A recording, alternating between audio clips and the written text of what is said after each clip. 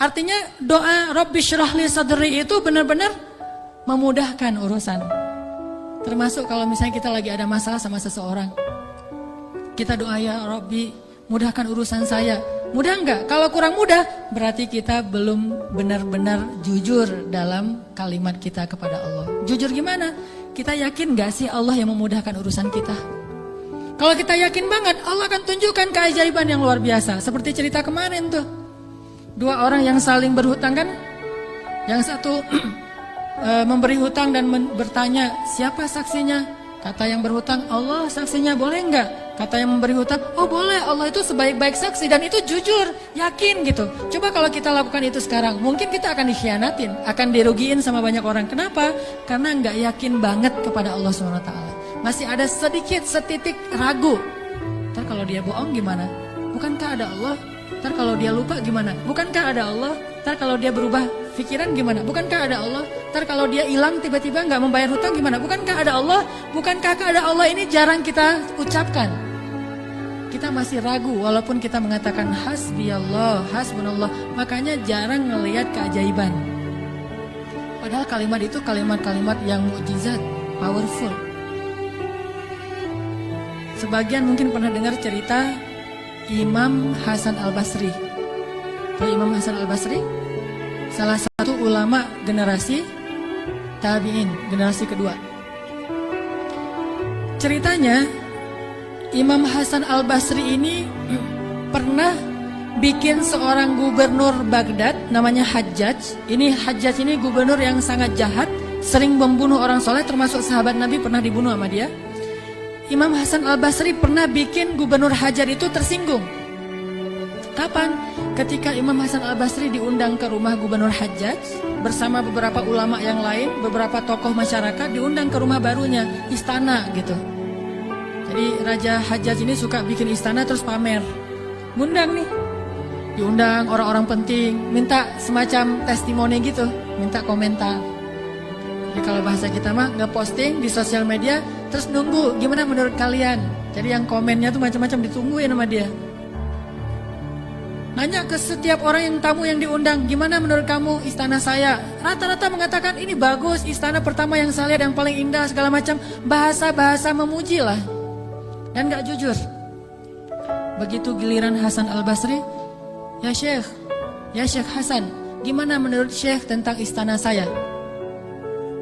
Syekh Hasan mengatakan, saya sama sekali tidak tertarik dengan semua ini. Sesungguhnya apa yang ada di sisi Allah lebih baik daripada apa yang ada di sisi Anda. Ini ucapan Hasan Al-Basri. Karena lagi ada acara makan siang kayak gitu, banyak orang, Hajjaj menahan emosi. Dia tersinggung banget, marah sebetulnya. Akhirnya udah selesai obrol-obrolan, makan, pulang. Saat pulang, Raja Hajjaj mengutus 2 orang prajurit untuk menangkap Hasan Al-Basri di tengah jalan. Suruh bawa balik lagi ke istana. Mau dia apa? Mau dipancung. Karena dia suka mancung orang soleh. Tangkap tuh Hasan Al-Basri. Di tengah jalan didatangi pengawal raja, kemudian dibawa lagi ke istana, mau dipancung. Begitu Hasan Al-Basri berhadapan dengan Hajjaj, Hasan Al-Basri kemudian berdoa di dalam hatinya.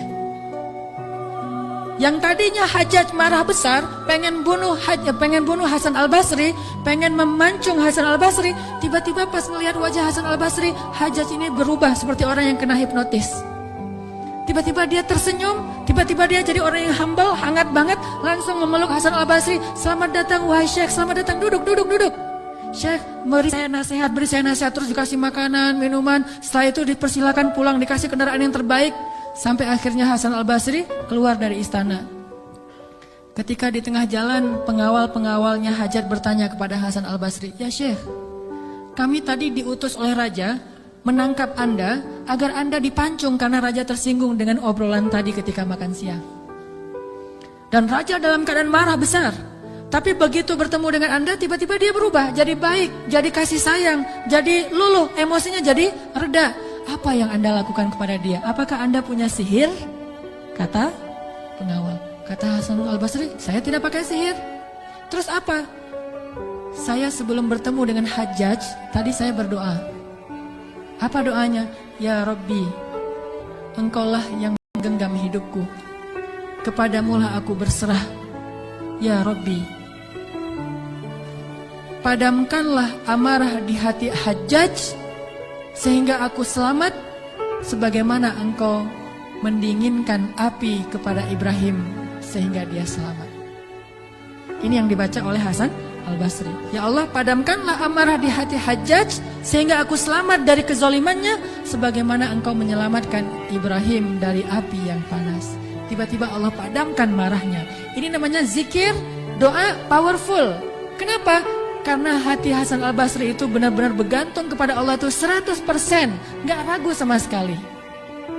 Gimana pun pengawalnya banyak, tidak membuat dia ragu kepada Allah. Allah lebih besar. Gimana pun kuatnya Hajjaj, tidak ragu kepada Allah. Allah maha kuat. Sehingga kalimat yang sesuai dengan hati, Allah tunjukkanlah keajaiban kepada Hasan Al-Basri. Langsung luluh, langsung berubah dari marah menjadi sayang kepada Hasan Al-Basri. Kenapa kita jarang melihat keajaiban? Karena ucapan kita itu belum selaras dengan hati kita. Gak yakin-yakin amat sama Allah. Sering bilang la haula wala quwata illa billah, tapi kita masih yakin ada kekuatan lain yang mempengaruhi hidup kita. Padahal kata Nabi kepada Ibnu Abbas, kalau semua orang berkumpul dan ingin menolong kamu, mereka tidak dapat menolong kamu kecuali dengan seizin Allah. Kalau mereka semua berkumpul ingin mencelakai kamu, mereka tidak bisa mencelakai kamu kecuali dengan ketetapan Allah. Allah, Allah, Allah, di tangannya lah segala kebaikan, di tangannya lah segala kerajaan. Tabarakalladzi biyadihil mulk wa huwa ala kulli syai'in qadir. Percaya enggak kita dengan ayat itu? Jawab dengan hati kita masing-masing. Kalau kita percaya, baru terjadi keajaiban dalam hati kita. Pernah menghadapi orang marah? Pernah? Sering kan? Siapa yang marah? Istri. Tahu gimana kalau istri lagi marah?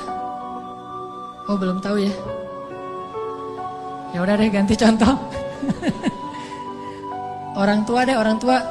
Saya lupa aja nih kalau saya di hadapan para jomblo fisabilillah. Kalau istri lagi marah, padamkan marahnya itu bukan dengan hadiah dunia dulu. Itu buat kita ragu sama Allah dan mengandalkan materi. Pas marah, tunjukin mau ke Lombok, Bali, Jogja, atau Maldives. Pasti dia pilih Maldives tuh. Pas dia pilih Maldives, kita nangis. Kenapa? Dananya gak cukup. Makin marah dia tuh. Jangan nawarin materi dulu untuk meredakan marah seseorang. Karena kita akan bergantung kepada materi itu. Ternyata ampuh. Kalau dia marah, saya kasih tuh brosur. Brosur doang. Kalau lagi marah, nonton yuk. Pelan-pelan reda marahnya, berarti efektif. Nonton cukup bagi saya. Pas lagi marah, ada kafe baru loh, enak tuh makanannya, terutama tuh misalnya green tea-nya, milkshake tuh paling enak tuh se-Bandung. Reda marahnya, milkshake cukup bagi saya, kan? Bukan hasbi Allah, hasbiya milkshake.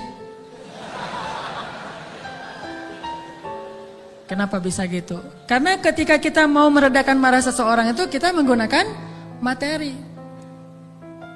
Atau menggunakan bahasa-bahasa ngegoda, ngerayu, gombal tadi.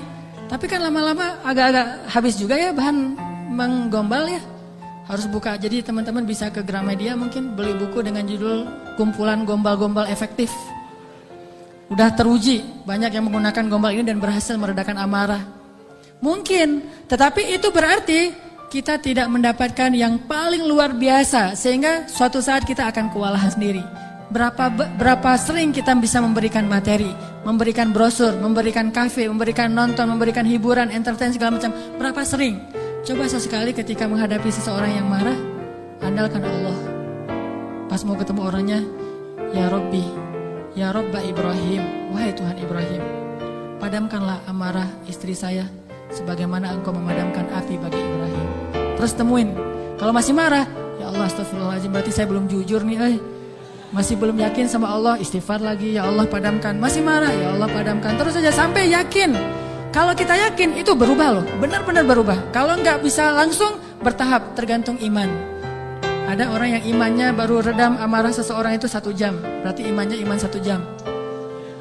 ada yang setengah jam, ada yang 10 menit, ada yang ketemu berubah langsung. Sampai orang yang marah itu juga terheran-heran. Kenapa ya? Saya tadi sebetulnya lagi sebel banget sama kamu, tapi pas ngelihat kamu jadi berubah. Kenapa ya? Karena Allah. Ini mah masalah iman, bukan masalah fasihnya mengucapkan hasbi Allah. Semua kita mah yang namanya hasbi Allah pasti fasih, apalagi sadaqallah itu paling fasih tuh. Sadaqallahul azim itu fasih banget. Kenapa? Apalagi baca 1 juz pengen sadaqallah cepet-cepet kan? Itu fasih. Bismillah fasih, hasbi Allah. Insya Allah tahsin hasbi Allah wa ni'mal wakil. Malah kita kadang-kadang kalimat hasbi Allahnya tuh lebih keren daripada sahabat loh.